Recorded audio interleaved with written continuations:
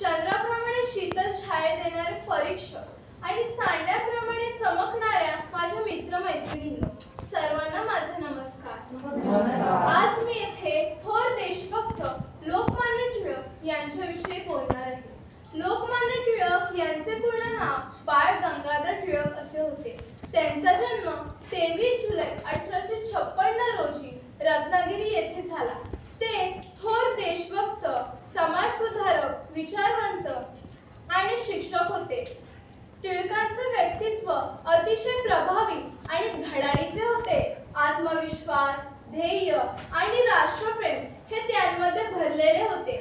त्यांचे विचार हे स्पष्ट, ठाम आणि परखड होते। ते जेव्हा बोलत तेव्हा सर्व लोक मंत्रमुग्ध होऊन ऐकत। ते खऱ्या अर्थाने एक लोकनेते होते, म्हणून सर्व जनतेने त्यांना लोकमान्य ही उपाधी दिली। सिंहगर्जना करायला काळीच पण सिंहाचीच लागते, सिंहगर्जना करायला काळीच पण सिंहाचीच लागते, म्हणून तर लोकमान्य टिळक यांच्या चरणावर मान माझी सदैव झुकते, मान माझी सदैव झुकते।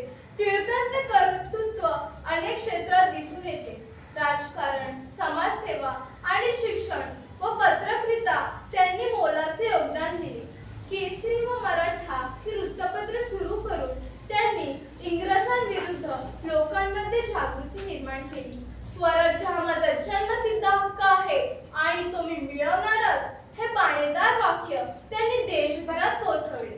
गणेशोत्सव आणि शिवजयंती उत्सव साजरे करून त्यांनी लोकांना एकत्र आणले। त्यामुळे समाजात एकता आणि राष्ट्रप्रेम निर्माण झाले। शिक्षण क्षेत्रातही त्यांनी मोलाचे योगदान केले। डेक्कन एज्युकेशन सोसायटी संस्थेची स्थापना करून त्यांनी नव्या पिढीला शिक्षणाचे महत्त्व समजावले।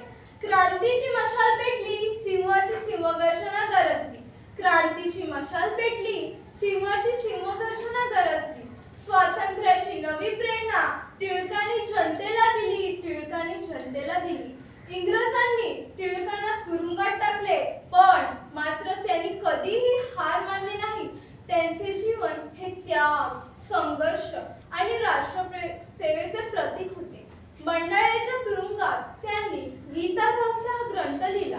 महात्मा गांधी यांनी त्यांना आधुनिक भारताचा निर्माता म्हटले, तर ब्रिटिश सरकारने त्यांना भारतीय असंतोषाचे जनक असे म्हटले। शेवटी 1 ऑगस्ट 1920 रोजी लोकमान्य टिळक यांची प्राणज्योत मावळली।